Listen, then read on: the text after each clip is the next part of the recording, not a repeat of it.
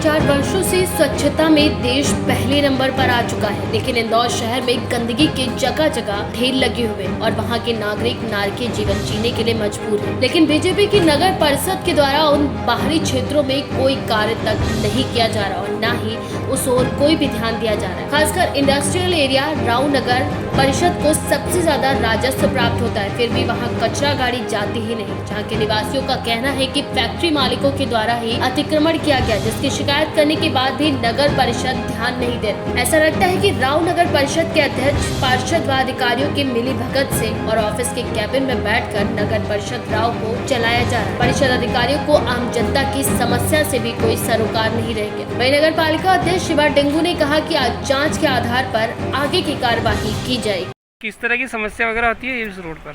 हाँ, ये बच्चे भी निकलते हैं, सब गाड़ी निकलते हैं, अभी इधर से सब पूरी गंदगी आती है। बोलते तो कुछ क्या करते हैं। तो यहाँ के पार्षद वगैरह को आपसे बात हुई है क्या कुछ? उधर का बोलते हैं अपन मोहल्ले तरफ का, तो उधर आते जाते हैं, कभी कभी उधर साफ करके चले जाते हैं वापस।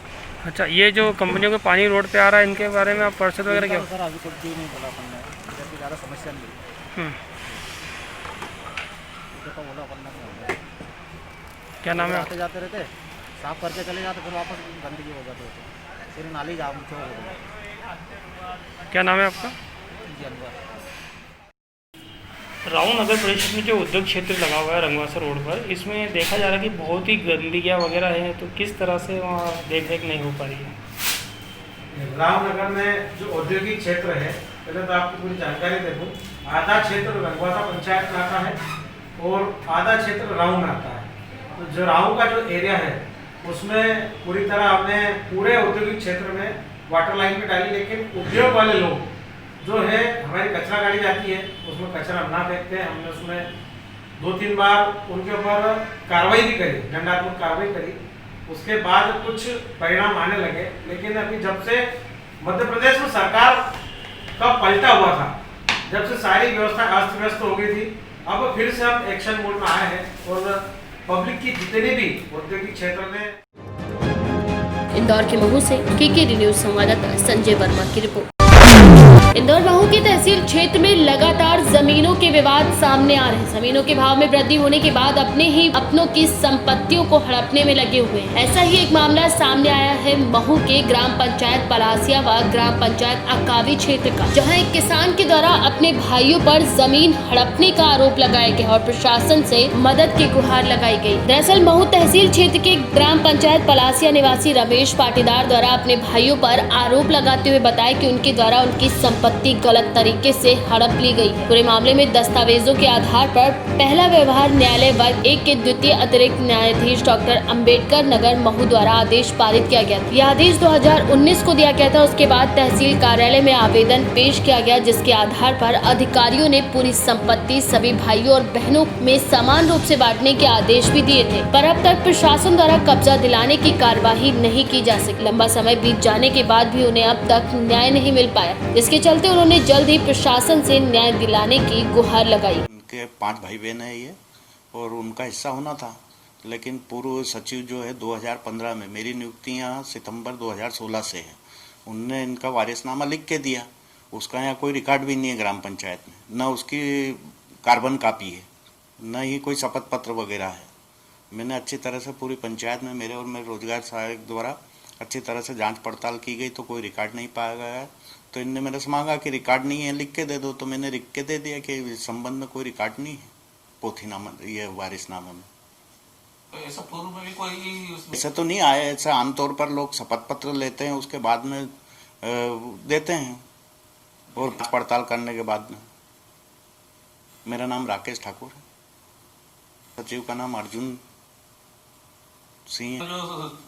पूरा नाम राकेश ठाकुर, पिता श्री धन सिंह ठाकुर। सचिव हूँ मैं ग्राम पंचायत में, अभी यहाँ सितंबर 16 से कार्यरत हूँ। मामला है, और पिताजी जिंदे थे जब से ये चालू हुआ था, और पिताजी के सामने उन्होंने तीनों को भाइयों को ज़मीन दे दी कि इसमें मैंने कमाओ खाओ। फिर उसके बाद में पिताजी शांत होने के बाद में इन्होंने मैंने फ्रॉड तरीके से आखिरी पंचायत से ये लिखा हुआ कि सिद्धनाथ पिता भीमा के मरने के बाद में वेद वारिस दो, इन्होंने सर्टिफिकेट दिया कि आकवी पंचायत ने कि आकवी में इतनी ज़मीनें हैं और गौली पलासा में इतनी पंचायत है, जबकि आकवी सरपंच को ये लिखने का ये नहीं अधिकार है कि मैंने गौली पलासा की ज़मीन शो करे। इस आधार पे इन्होंने मतलब फर्जी तरीके से इनके नाम पे ज़मीन हो गई और इन्होंने लोन ले लिया और सब कुछ ये 2 नंबर काम किया। उसके हमें 1 साल भर बाद मालूम पड़ा तो हमने उसकी कार्रवाई की एसडीएम को इसमें, और एसडीएम साहब ने 1.25 साल के बाद में हमारी अपील स्वीकार करके उनको मतलब नाम से बेदखल किया। उसके बाद आज तक भी उनका मेरा नाम है और 22/6/2019 को कोर्ट का फैसला आया था कि मेरे 5 भाइयों के नाम इसमें अंकित मैंने किया जाए। उसके बाद भी आज मतलब 1.5 साल होने को आया है, उसके बाद भी आज तक हमारे 5 भाइयों का नाम अंकित नहीं हुआ है। हम चाहते हैं कि 5 का नाम आ जाए। ये है कि आपको इनके नाम से ज़मीन कैसे हुई, किस आधार पर करी? इन्होंने आकवी जो पंचायत का सर्टिफिकेट, और क्या कोई वसीयत वगैरह भी थी? एक वसीयत थी और वसीयत को हमारे वकील ने ये क्या, ये वकील वसीयत मैंने फराड है, इस पर हमने सिद्धनाथ जी का अधिकार नहीं होता कि ये वसीयत ऐसा लिखा जाए, इसलिए कोर्ट ने उनकी वसीयत मैंने फेल की। मतलब और जो तरीके से आप बता रहे हैं कि जिन लोगों का नाम क्या है? ये राम प्रसाद सिद्धनाथ, गौरीशंकर सिद्धनाथ। ये कौन लगते हैं? ये मैं सबसे बड़ा रामेश्वर हूँ, मेरे से छोटा भाई राम प्रसाद, उससे छोटा मन गौरीशंकर। और बहनें कितनी आपकी? ये 2 बहनें, सरस्वती और नंदी बाई। हमारे मित्र मेरे बहुत से सब दूर मैंने अच्छा ही मैंने काम किया है, तो उन्होंने अंदर से मेरे को कहा कि मेरा नाम नहीं आना चाहिए और आपके साथ में ऐसा हुआ है। उस आधार पे मैंने अपील की और अपील में वो हम जीत गए, वो हार गए। मतलब आपका नाम बताएं। रामेश्वर उर्फ रमेश, 2 नाम है मेरे पास। इंदौर के महू से केकेडी न्यूज संवाददाता संजय वर्मा की रिपोर्ट।